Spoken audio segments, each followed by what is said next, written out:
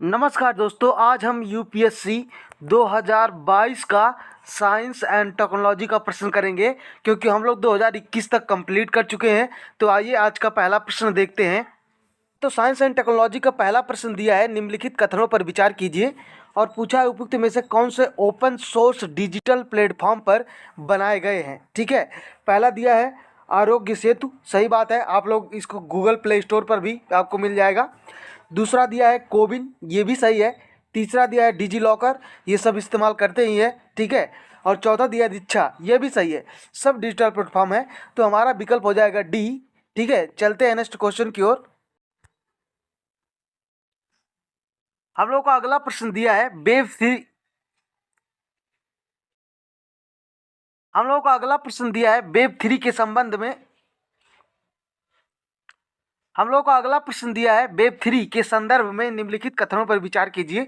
3 statement इसमें दिया है और पूछा है कौन सा सही है। पहला इसमें दिया है वेब थ्री प्रौद्योगिकी से व्यक्ति अपने स्वयं के आंकड़े पर नियंत्रण कर सकता है, बिल्कुल सही स्टेटमेंट है। दूसरा दिया है वेब थ्री संसार में ब्लॉकचेन आधारित सामाजिक नेटवर्क हो सकता है, बिल्कुल सही है यह भी। और तीसरा दिया है हम लोगों का वेब थ्री किसी निगम द्वारा परिचालित होने के बजाय प्रयोक्ताओं द्वारा सामूहिक रूप से परिचालित किया जाता है, बिल्कुल सही बात है। इस तरह का प्रश्न हम लोग कर चुके हैं प्रीवियस ईयर में। हमारा आंसर हो जाएगा डी। चलते हैं नेक्स्ट क्वेश्चन की ओर। हाँ, तो अगला प्रश्न दिया है सॉफ्टवेयर सेवा के रूप में, सॉफ्टवेयर एज ए सर्विस के संदर्भ में निम्नलिखित कथनों पर विचार कीजिए। पहला दिया है सॉफ्टवेयर एज ए सर्विस क्रयकर्ता प्रयोक्ता अंतरापृष्ठ को अपनी आवश्यकता अनुसार निर्धारित कर आंकड़े के क्षेत्र में बदलाव कर सकते हैं। ये जो कैन आता है ना, ये आंसर को लगभग सही कर देता है, तो पहला हम लोग का सही हो जाएगा। दूसरा दिया है सॉफ्टवेयर एज ए सर्विस प्रयोक्ता अपनी चल युक्तियों यानी कि मोबाइल डिवाइसेस के रूप में अपने आंकड़े तक पहुंच बना सकता है, यह भी सही है।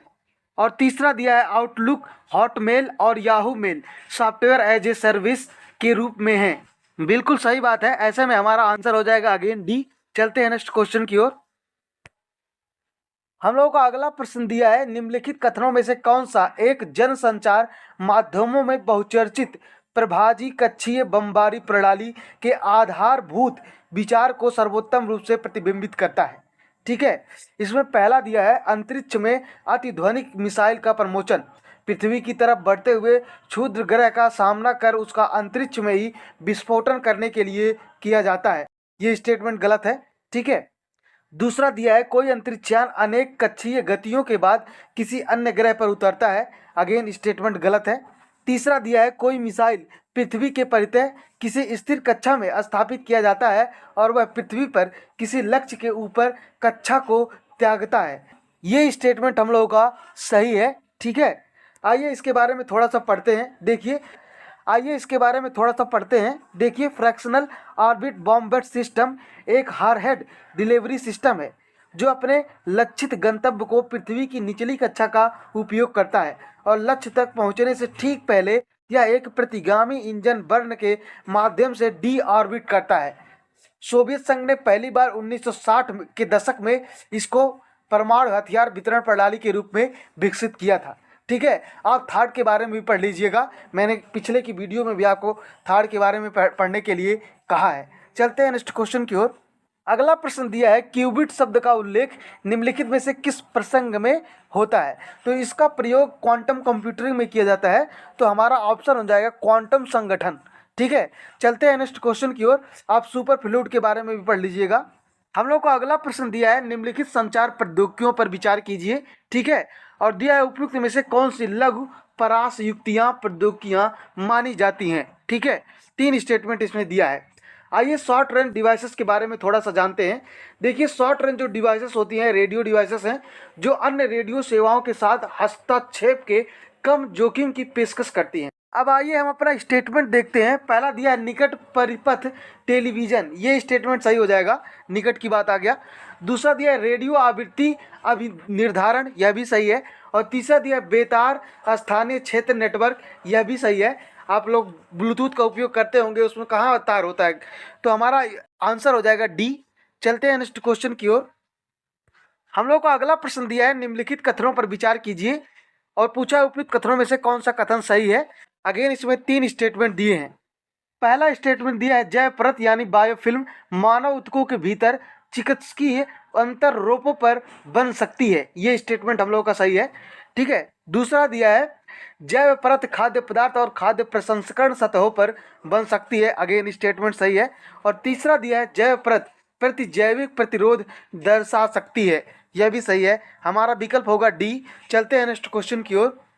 हम लोग का अगला प्रश्न दिया है प्रजैविकों यानी प्रोबायोटिक की बात कर रहा है कि संदर्भ में निम्नलिखित कथनों पर विचार कीजिए और कौन सा सही उत्तर है ये बताना है। अगेन 3 स्टेटमेंट इसमें दिया हुआ है।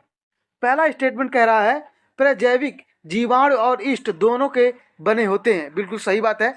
दूसरा दिया है प्रजैविकों में जीव खाए जाने वाले खाद्य में होते हैं किंतु वे नैसर्गिक रूप से हमारी आहार नली में नहीं पाए जाते। ये स्टेटमेंट गलत है, पाए जाते हैं। ठीक है। दूसरा दिया है प्रजैविक दुग्ध शर्कराओं के पाचन में सहायक होते हैं। ये स्टेटमेंट सही है। हमारा विकल्प सही हो जाएगा सी। चलते हैं नेक्स्ट क्वेश्चन की ओर। हम लोग को अगला प्रश्न दिया है कोविड-19 महामारी को रोकने के लिए बनाई जा रही वैक्सीनों के प्रसंग में निम्नलिखित कथनों पर विचार कीजिए। अगेन इसमें 3 स्टेटमेंट दिया है और पूछा है कौन सा सही है। ठीक है। इसमें पहला दिया है भारतीय सीरम संस्थान ने mRNA प्लेटफॉर्म का प्रयोग कर कोविशील्ड नामक कोविड वैक्सीन निर्मित किया। तो देखिए ये जो mRNA होता है ये एक मैसेंजर की तरह कार्य करता है। ठीक है। तो ये स्टेटमेंट हम लोग का गलत हो जाएगा। तो देखिए हमारा पहला विकल्प गलत हो जाएगा, डी वाला गलत हो जाएगा और सी वाला गलत हो जाएगा। हमारा ऑप्शन निकल के आएगा बी। ठीक है। आइए दूसरे को भी पढ़ लेते हैं। दूसरा दिया है स्पुतनिक वी वैक्सीन रोगवाहक यानी वेक्टर आधारित प्लेटफॉर्म का प्रयोग कर बनाई गई। स्टेटमेंट सही है। तीसरा दिया है कोवैक्सीन एक निष्क्रिय रोगजनक आधारित वैक्सीन है। यह भी सही है। चलते हैं नेक्स्ट क्वेश्चन की ओर।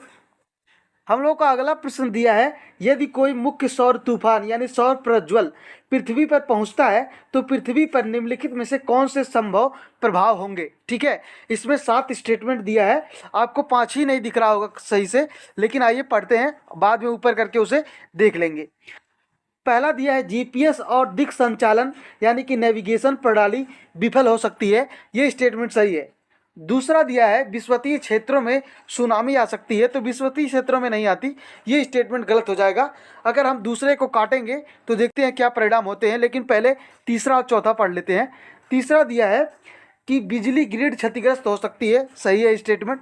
चौथा दिया है पृथ्वी के अधिकांश हिस्से पर तीव्र ध्रुवीय ज्योतियाँ घटित हो सकती हैं। यह भी सही है। आइए थोड़ा सा ऊपर करके पाँचवें को पढ़ लेते हैं, 5वां, 6वां और 7वां। देखिए 5वां दिया है कि ग्रह के अधिकांश हिस्से पर दावाग्नियाँ घटित हो सकती हैं। सही है। और 6वां हम लोगों का दिया है उपग्रहों की कक्षाएं विक्षुब्ध हो सकती हैं। यह भी सही है। और 7वां दिया है ध्रुवीय क्षेत्र के ऊपर से उड़ते हुए वायुयान का लघु तरंग रेडियो संचार बाधित हो सकता है। यह भी सही है। ठीक है। तो आइए अब हम अपना चारों विकल्प देखते हैं और जहाँ जहाँ 2 वाला स्टेटमेंट है उसको हम डिलीट करते हैं, क्योंकि 2 वाला स्टेटमेंट गलत था। तो देखिए हमारा ए ऑप्शन गलत हो जाएगा। ठीक है। और हमारा बी ऑप्शन भी गलत हो जाएगा और डी में भी 2 दिया हुआ है, यह भी गलत हो जाएगा। ऐसे में हमारा ऑप्शन सही हो जाएगा सी। चलते हैं नेक्स्ट क्वेश्चन की ओर। हम लोग का अगला प्रश्न दिया है निम्नलिखित कथनों में से कौन सा एक मानव शरीर में बी कोशिकाओं और टी कोशिकाओं की भूमिका का सर्वोत्तम वर्णन करता है। इसमें 4 विकल्प दिए हुए हैं। ठीक है। आपको बी कोशिका टी कोशिका के बारे में पता होगा। पहला स्टेटमेंट दिया है इसमें वे शरीर को पर्यावरणीय एलर्जनों से संरक्षित करते हैं। ये स्टेटमेंट गलत है, ये इसका काम नहीं होता है। बी वाला दिया है वे शरीर के दर्द और सूजन का अपशमन करते हैं। यह भी नहीं है। सी वाला दिया है कि वे शरीर के प्रतिरक्षा निरोधकों की तरह काम करते हैं। ये भी गलत है। ठीक है। और डी वाला ऑप्शन हम लोगों का दिया है वे शरीर को रोग जनकों द्वारा होने वाले रोगों से बचाते हैं। ये स्टेटमेंट हम लोगों का सही है। ऐसे में हमारा विकल्प हो जाएगा डी। चलते हैं नेक्स्ट क्वेश्चन की ओर। हम लोग का अगला प्रश्न दिया है निम्नलिखित कथनों पर विचार कीजिए। ठीक है। और डीएनए बारकोडिंग किसका उपसाधन हो सकता है ये बताना है कौन सा कथन सही है। इसमें पहला दिया है किसी पादप या प्राणी की आयु का आकलन करने के लिए। ये स्टेटमेंट गलत है। ये इससे नहीं तो होता है, कार्बन डेटिंग से होता है। दूसरा दिया है समान दिखने वाली प्रजातियों के बीच भिन्नता जानने के लिए। सही है। और तीसरा दिया है कि प्रसंस्कृत खाद्य पदार्थों में अवांछित प्राणी या पादप सामग्री को पहचानने के लिए यह सही है। तो हमारा विकल्प अगेन सही हो जाएगा डी। ठीक है। तो दोस्तों आज हम लोगों ने यूपीएससी 2022 का साइंस एंड टेक्नोलॉजी का प्रश्न देख लिया। अब कल हम यूपीएससी 2023 का साइंस एंड टेक्नोलॉजी का प्रश्न देखेंगे। Thank you so much for watching this lecture.